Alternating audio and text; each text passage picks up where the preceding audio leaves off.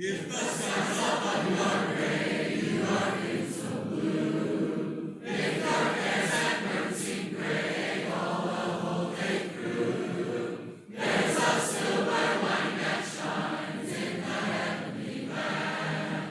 Look by faith and see, my friend, trust His promises grand. Sing and now be happy, press along through the cold, trust in Him who leads the way to peace.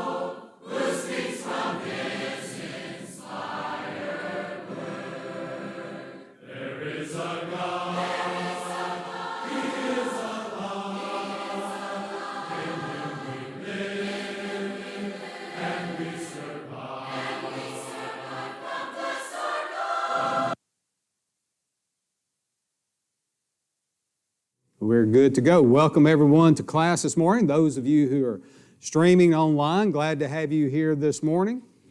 We are looking at the last this morning of the 7 things that God hates from Proverbs chapter 6, verses 16 through 19. But this morning, as we get started, turn to Genesis chapter 12.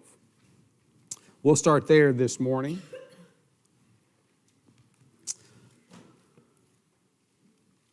Genesis chapter 12, look at the call or the beginning of the account of Abraham. Look at Genesis chapter 12, look at verse 1. It says, "Now the Lord had said to Abram, get out of your country, from your family, and from your father's house to a land that I will show you. I will make you a great nation. I will bless you and make your name great, and you shall be a blessing. I will bless those who bless you, and I will curse him who curses you. And in you all the families of the earth shall be blessed." So Abraham departed as the Lord had spoken to him, and Lot went with him, and Abram was 75 years old when he departed from Haran. All right? Now, make sure, keep in mind, keep this in the back of your mind for just a little bit, that Lot, his nephew, went with him. Okay? But notice what we're told in these 4 verses, this account begins, rather. All right, so he's called by God. We know as we continue reading chapter 12 that he eventually arrives in Canaan, and there the promise that God had initiated here is repeated to him. And then there is a famine in the land of Canaan, and so he goes down into Egypt. Now, if you remember what the Bible tells us about going into Egypt, Abram was afraid for his life. So he told his wife, Sarah, don't tell him you're my wife, tell him you're my sister, which was a half-truth, right? We talked about half-truths, and and the problem of lying a couple of weeks ago. And then, as Abraham had feared, Pharaoh did take Sarah to be his own. But then the deception is found out, and whenever that occurs, Pharaoh confronts Abraham. Abraham says, listen, the reason I said I was afraid you'd kill me if she was my wife. And so Pharaoh sends him out of the land. Now go over to chapter 13. All right, now, look at verse 1. It says, then Abram went up from Egypt, he and his wife, and all that he had, and Lot with him to the south. Abram was very rich in livestock, in silver, and in gold, and he went on his journey from the south as far as Bethel, to the place where his tent had been at the beginning, between Bethel and Ai, to the place of the altar which he had made there at first.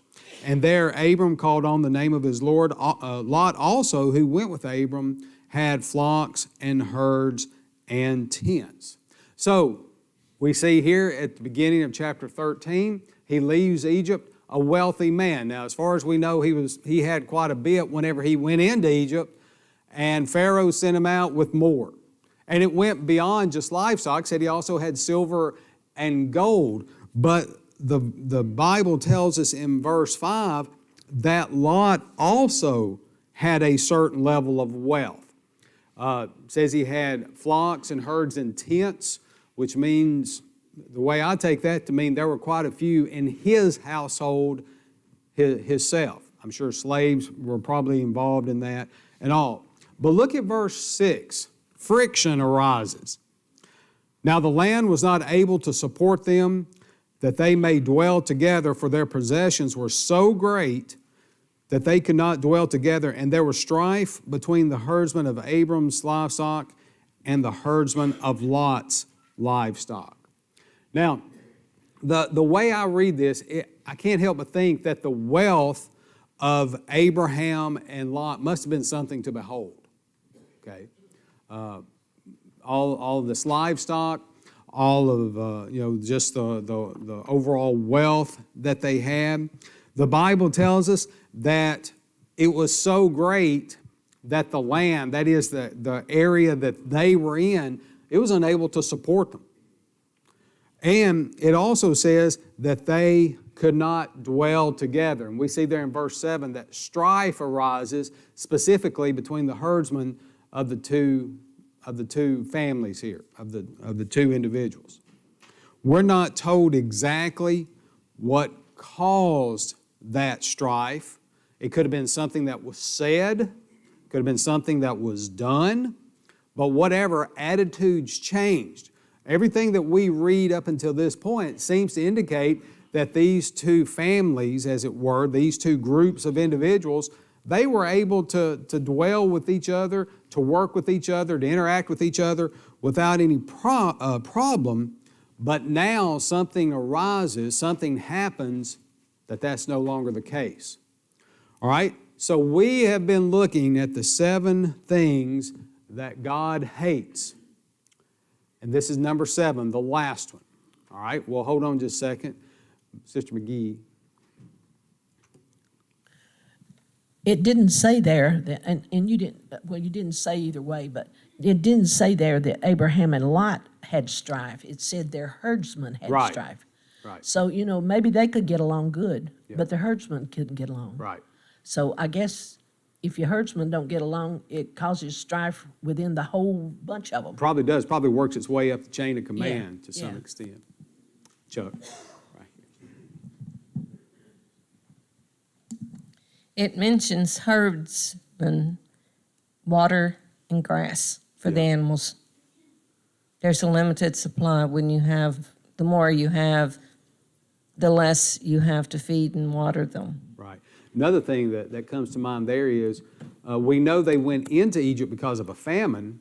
That famine may have still been going on, or at least coming to a close, and because of that, there wasn't enough for everybody. So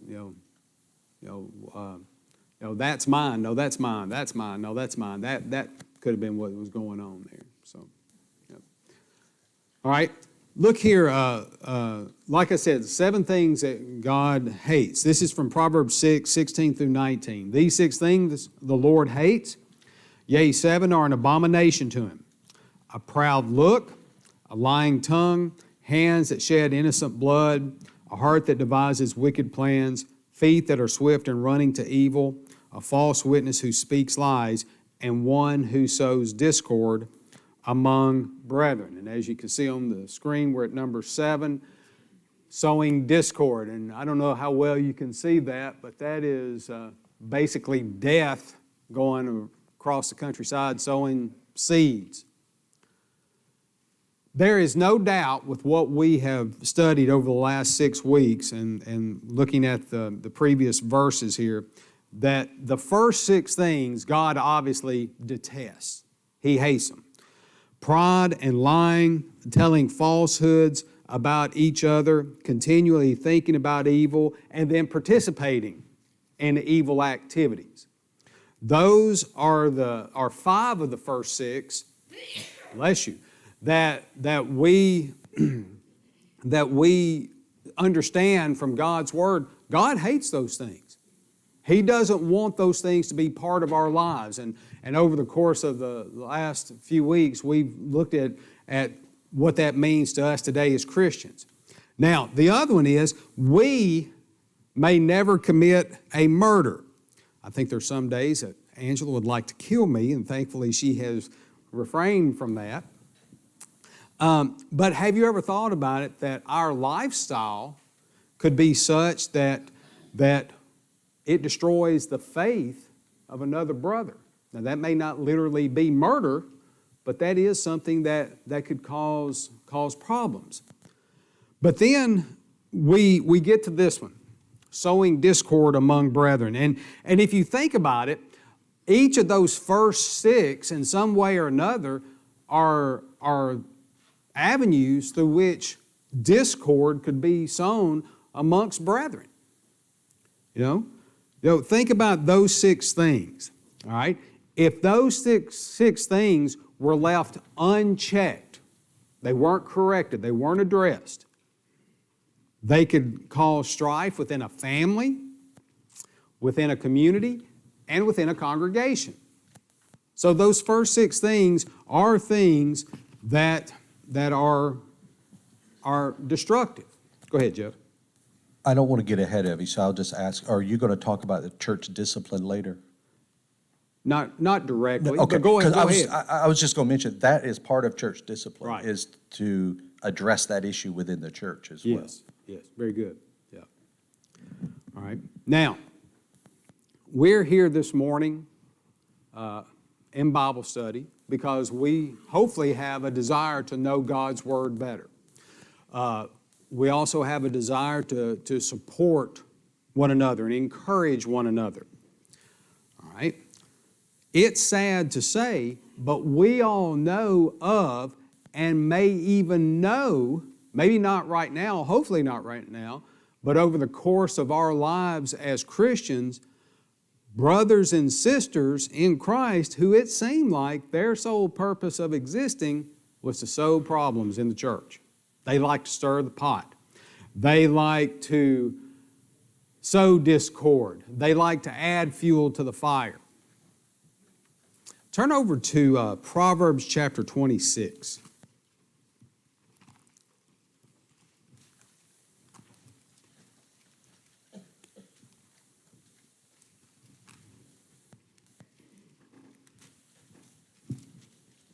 All right? Look at verse 18. This is from the New King James. Like a madman who throws firebrands, arrows, and death is the one who deceives his neighbor and says, I was only joking. Where there is no wood, the fire goes out, but where there is no talebearer, strife ceases.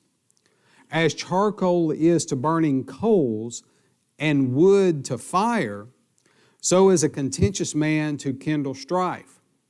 The words of a talebearer are like tasty trifles, and they go down into the inmost body.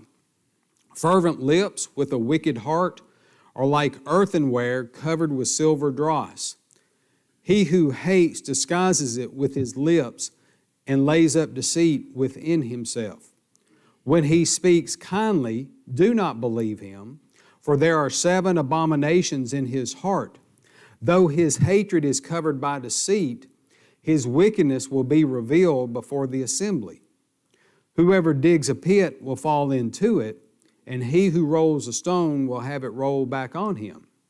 A lying tongue hates those who are crushed by it, and a flattering mouth works ruin.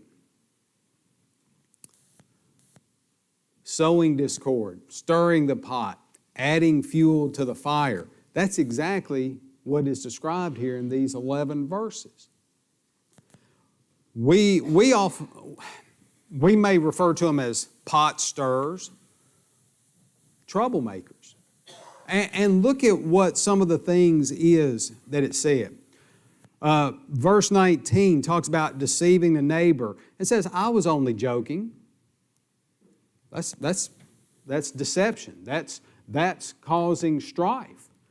Let's see here.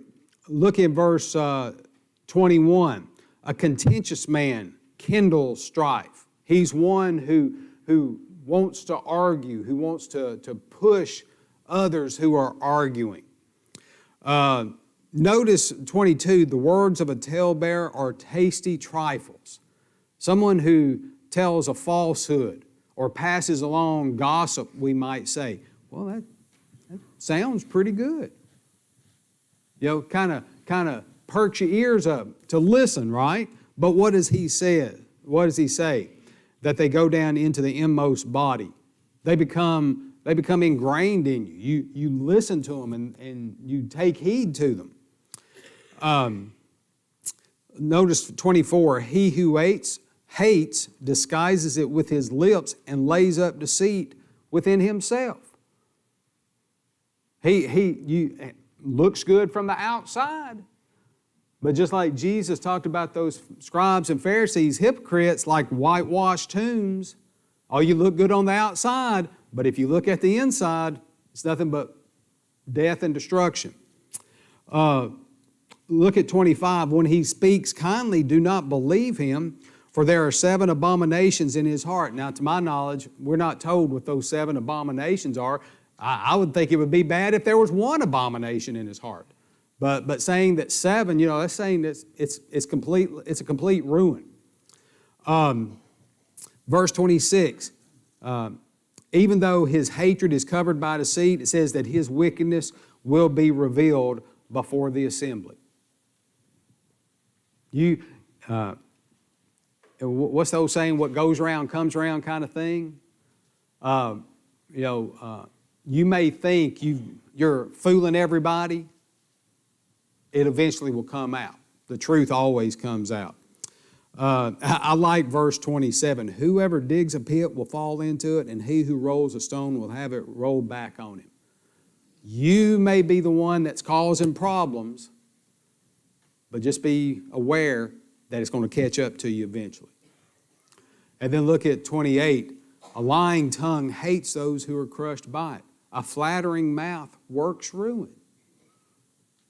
This is all about adding fuel to that fire.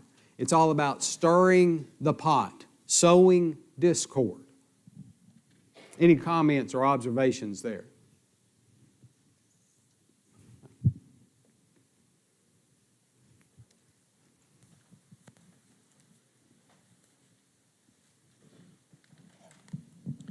When you have 300 or 400 in a congregation, everybody don't see things alike. That's true. And there's things that I don't like. Sometimes I don't like things. But you know what? We got to all work together. Mm-hmm. If I don't like something, somebody else does like it. So their opinion is as good as mine is. Mm-hmm. So I guess what I'm saying is just because I don't like something or you don't like something, we don't need to stir the pot. Right. Let it simmer. Just don't stir it. Yeah. How many times have we ever heard of situations where a group or an individual doesn't like the color of the walls, or like the color of the song books, or the or the cushions. And I mean, I got a good example. Go ahead, Jeff, and then I'll get to my example. Go ahead. Okay. I was thinking sometimes with close friends, or just say even my wife, somebody I'm close to, you might think that this is a person that I confide in. So it's okay for me to gossip a little bit. And I don't even want to use the word gossip because in my mind, and I'm just making this up, but like in my mind, I may think that I'm confiding in this person about my opinion of something. But if I boil it down to these verses that we're studying right now, we need to be careful with that too. And just to make something, say my wife may have a favorable opinion of someone, and I may not, right? And we may not know that. And then I may start talking to my wife, well, you know what that person did like that? And that could affect my wife's opinion of that person. Like that. So the point I was trying to make is even though we may have close friends and people that we confide in, we still need to be careful of that. Right. Because of our influence. Yeah, very, very good point. Very good point. Now, we have a very unusual bell schedule at Blackman this year. And basically what it boiled down to was a compromise. Some wanted us to have all 7 periods. Some wanted to go to straight block schedule, so they did a compromise. I'm not sure it was the wisest thing in the world to do, whatever. And of course, I've been doing the job for 28 years. So, I mean, you just learn that there's just some things you accept, all right? Like Sister McGee was saying. Well, there's one teacher, I think they finally told her to be quiet about it because every time she saw an administrator, she would say, oh, and I hate the bell schedule. It's kind of, okay, we get that. We understand that. You don't have to keep saying it. And in fact, it was such an annoyance. If she said it whenever I was around, I just kind of, started ignoring her because I didn't want to hear it. And we'll see as we go through this lesson, if those things like that, if we do kind of start ignoring those things, what happens?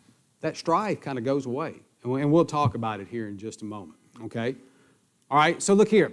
How is discord sown? Well, and this kind of can go back to these previous 6 things to some extent. One thing is because of pride. Look at this here. Proverbs 13:10, by pride comes nothing but strife, but with the well-advised is wisdom.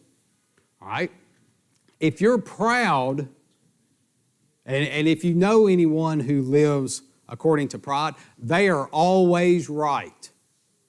You ever known somebody who is always right? And if you try to show them where they're wrong, you start butting heads, don't you?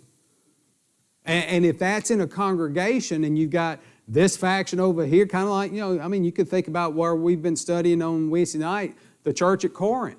You got this faction over here that believes this way. You got this faction over here that believes this way. And then what happens?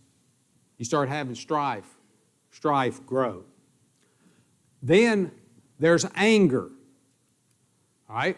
Proverbs 29:22. An angry man stirs up strife, and a furious man abounds in transgression. You ever know anybody that's just not happy? The way I kind of liken it, and I talk to the kids in my class sometimes. I could give you a $5 bill and you'd be mad because it wasn't a 10. There are people who are like that, aren't they? And because of that, if they're not happy, guess what? Nobody's going to be happy. And that's what this is talking about here. An angry man who's always mad about something. Like Sister McGee was talking about. We got a congregation here going on 400. Well, opinions are going to vary on certain things. The main thing is that we are all rooted in sound doctrine, and also, as Paul told the Corinthians, that we love one another. All right? Then there's hatred. Proverbs 10:12, hatred stirs up strife, but love covers all sins. Hatred. Because of the way somebody maybe said something or looked at somebody Dealing with teenagers all the time, it's sad, but I kind of have to chuckle in a way. They get so mad. It's like, why'd you look at me like that? Like what? But hatred, where you can't find anything good about somebody, about the way they behave, the way they talk. You're constantly, having negative feelings about them. That's hatred. Oh, here's one, jealousy. James 3:16, for where envy and self-seeking exist, confusion and every evil thing are there. I believe it's the ESV and the American Standard Version instead of using envy there, I think it uses jealousy, which is what envy is. Jealousy. Jealous because somebody has a bigger house than you do. Jealous because someone is spoken to more than you're spoken to in the lobby. Oh, you think that may be kind of a stretch there, but well, why doesn't that person speak to me like they speak to him? That's how some people are, unfortunately. And the reason for that is because we're human. All right? How about this one? Because of opinion. I want to focus a little bit on this one for just a second. Go to Acts chapter 15.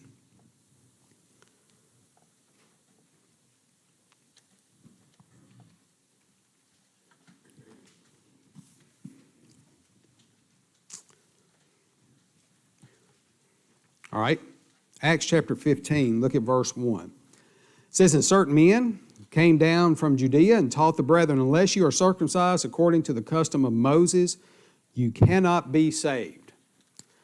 Therefore, when Paul and Barnabas had no small dissension and dispute with them, they determined that Paul and Barnabas and certain others of them should go up to Jerusalem to the apostles and brethren about this question. Now, as Sister McGee pointed out a moment ago, in a congregation of 300 or 400, on certain things, everybody's going to have an opinion. Now, I'm not going to ask a question, but there may be some of you who do not like the color of these walls. You know what? That's not the biggest thing in the world, or the color of the carpet. But there are some folks who have their opinion based upon that. Is there anything wrong with different people having different opinion about the color of the carpet, the color of the walls? No, absolutely nothing wrong with that. What about this?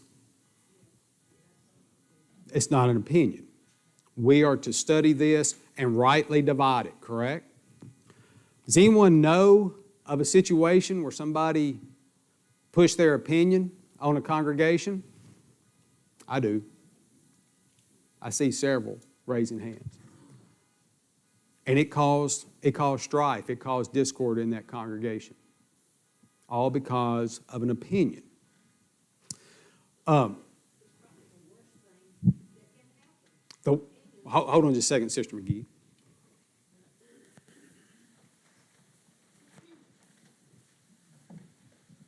I wasn't going to say much. That's okay. But the only thing, what I was saying is, opinion is probably the most important thing in a church, really, because we know all of what the truth is. We know the truth, so we shouldn't have an opinion on that. Right.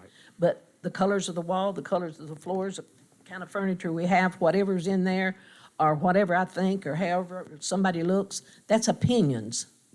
And that can cause more trouble than any of those other things that you talked about there. Because once you get that opinion in your mind, you're never going to get it out of it unless you really do pray a lot about it. Right. I figure, well, the microphone is right there. That works out good. Keep it in the family. Keep it in the family.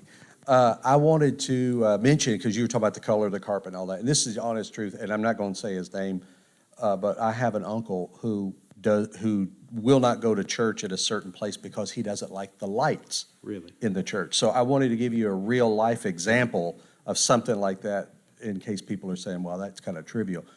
That's true. Yeah. That's a true case. Yeah, okay. All right. Right down here, Phil.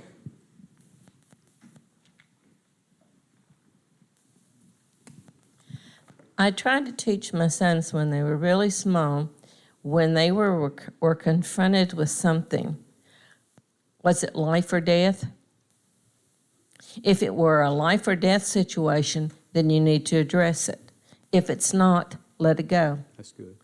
And I think as young men, they're older men now, I think they've made wise choices as they've gone through life. And as when they were younger, I was more aware of more of their choices.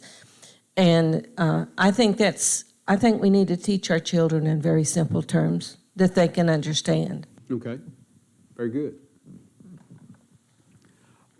I want to stay on this verse for just a second, and this is outside of the scope of our study here. In this case here, have you ever thought about what you've got here? You have some Jewish Christians going to Gentiles and giving them their opinion. You've got to be like us. You've got to be circumcised like we are to be completely right in Christ. Now, have you ever thought about this? There are those in the religious world that says one way is as good as another to get to heaven, even in what we would call, quote unquote, Christendom, right? All the denominations and all that. Well, if one way is as good as another, why was there a dispute here? Because that's all it was, wasn't it?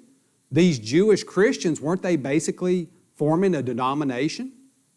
Saying, well, it's our belief that in order to be right in Christ, you also have to be circumcised. And if that was the case, then there should have been no dispute. There shouldn't have been any kind of having to go down to Jerusalem or go up to Jerusalem, as the case may be, for them to discuss that. This thought hit me, I don't know, 4 or 5 weeks ago, and it's just one more case where it amazes me how if we look for them, rightly look for them, not to justify an opinion, but to rightly find the answers, the Bible's got all the answers. We just got to look for them. So that was just some thought there. All right, so let's keep going here. All right, so how do we prevent discord from being sown? Look at Genesis chapter 8. Actually, I think it should not be 8. I think it should be 13. Yeah, it should be chapter 13, beginning with verse 8. All right, so this is continuing where we left off with the herdsmen of Lot and Abraham having a disagreement. It says, so Abram said to Lot, please let there be no strife between you and me, and between my herdsmen and your herdsmen, for we are brethren. Is not the whole land before you? Please separate from me. If you take the left, then I will go to the right, or if you go to the right, then I will go to the left. And Lot lifted up his eyes and saw the plain of Jordan, that it was well watered everywhere before the Lord destroyed Sodom and Gomorrah, like the garden of the Lord, like the land of Egypt as you go toward Zoar. Then Lot chose for himself all the plain of Jordan, and Lot journeyed east, and they separated from one another. How do you prevent discord? Sometimes you got to separate yourself from the one causing the problem. Now, that's not directly talking about church discipline, but that is part of the issue there. Abraham here basically tells Lot, listen, we're family, but let's don't let this thing cause this rift between us. You go one way, I'll go the other way. Go ahead, Jeff. You know what's interesting about that is if you look on a map where they were standing on that hill or that mountain looking over that land like that, they are west of the Sea of Galilee, Jordan, and the Dead Sea. They're basically in the Promised Land is where they are. And when Lot, it says that Lot turned his eyes to the east, and that plain of Jordan, that is across the Jordan River over into to the east side of the Jordan, meaning Lot left the Promised Land, right? And Sodom and Gomorrah being over there, it was on that side as well, was east of the Jordan. So when it's, and that verse mentions that Sodom and Gomorrah is still there at that time, right? But I find that really interesting that basically Lot turned his back, literally, on the Promised Land behind him and went east across the Jordan River out of the Promised Land. That's a very good point. I never thought of it that way. Very good point. Yeah. But yeah, Abraham says, you go your way, I'll go my way. He behaves honorably. And look at Proverbs 20, verse 3. It is honorable for a man to stop striving, I like this, since any fool can start a quarrel. That's the New King James Version. I find that very interesting. Win? We have another example of this in the New Testament, where Paul and Barnabas are getting ready to leave on their second missionary journey. That's right. And, they have a dispute over whether to take John Mark with them. Mm-hmm. And they just say, hey, we'll just go our separate ways. Very good point. Very good point. All right, and then the second way that I've got here, sometimes you got to accept that some will never admit that they are wrong. Have you ever heard the saying, let bygones be bygones? I looked that up because I just wanted to make sure what it said, because I thought I knew what it said, but I wanted to make sure. Basically, it means forget past offenses or causes of conflict and be reconciled. Sometimes you just got to realize that there's some folks, they're just not going to admit that they're wrong. What's the thing people like to say now? Well, we'll just have to agree to disagree. All right? Again, we're not talking about doctrinal matters. We're talking about things that could cause strife, right? Proverbs 19, verse 11 says, the discretion of a man makes him slow to anger, and his glory is to overlook a transgression. Think about this. Abraham could have easily told Lot, listen, boy, that's good Southern talk, right? Listen, boy, you have what you have because you're traveling with me, so you tell your men to leave my men alone. He could have easily done that. And there's that butting of heads, isn't it? And that's where that strife would grow. 1 Corinthians chapter 6. We remember that there's a lot of problems in the church at Corinth. Go ahead, Jeff. Being that you brought that up, I was going to mention that with Abraham. Abraham being the patriarch of the family, he had the right to make the decision I guess you could say, it was his choice to make where he wanted his flocks to be. But he allowed Lot to do that. So That's right. He would have been well within his rights to tell Lot, you depart from me. Yeah. I'm taking this area, but that's not what happened. Yeah, very good, very good. So one of the problems that was going on at Corinth is they were taking each other to court. Now, to my knowledge, we're not told anything specific what was going on, but one of the things that Paul says, why are you airing your dirty laundry in the public? Why, can't you in the church, can't y'all take care of these disputes, these issues that are going on? And then in verse 7, he says, now therefore it is already an utter failure for you that you go to law against one another. Why do you not rather accept wrong? Why do you not rather let yourself be cheated?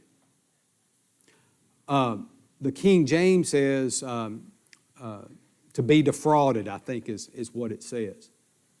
But, sometimes, pushing an issue can cause a bigger issue, okay? Now, again, I'm not talking about if it's a doctrinal matter. If you've got an issue where somebody is holding to unsound doctrine and pushing that, then we have a right and an obligation to stand up toe-to-toe, fight to the death, so to speak. Not that I would ever want any of us to do that, but to make sure that there is something that is corrected there. Or if it can't be or will not be corrected in that case, then I think we have no other choice but to leave that circumstance. But sometimes, the best thing that we could have done or could do is just kind of shrug our shoulders and say, okay. Unfortunately, like we've talked about before, there's just some folks who are never going to admit that they're wrong. And if you've got a circumstance like that, then sometimes all you can do is just kind of shrug your shoulders and go on. All right? So let's bring this lesson and this series of lessons to a close. Proverbs 17, verse 14 says, the beginning of strife is like releasing water. Therefore, stop contention before a quarrel starts. Where was it? Was it Waverly, Tennessee, like within the last year and a half that they had that big flood? And I think it had, it wasn't a dam that broke, I don't think, was it? But it was some kind of barrier, I think, gave way. And if you know anything about a massive amount of water, when water gets moving, get out of the way. How many of us, within the last, I guess it's been 15 years or so ago, the tsunami that hit, and there were videos of that, and you saw that big, massive wave come in there, and then you saw all that water in the streets, and it was just easily picking up cars and moving them. Without, no ifs, ands, or buts about it. That water was going to do what it wanted to do. Well, that's kind of what is being said here. Just like that water going where it wants to do, doing what it wants to do, that's what strife does. But notice the end of verse 14. He says, therefore stop contention before a quarrel starts. If there's an issue that comes up, let's get it taken care of before it gets worse. And that's where our humanity comes into play. Now, unfortunately for most of us, for many of us, we start hearing those little nuggets of gossip, or we start hearing those little tidbits of negative information about someone. Well, tell me more. Tell me more. And what does that do? That's not stopping. Like I said a moment ago, that's adding fuel to the fire. But what was that passage we read in chapter 26, verse 20? Where there is no wood, the fire goes out, and where there is no talebearer, strife ceases.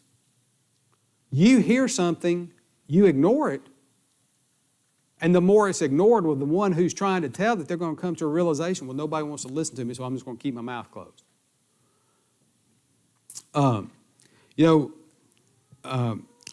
Also in Proverbs 17, back up in verse 4, it says, an evildoer gives heed to false lips, a liar listens eagerly to a spiteful tongue.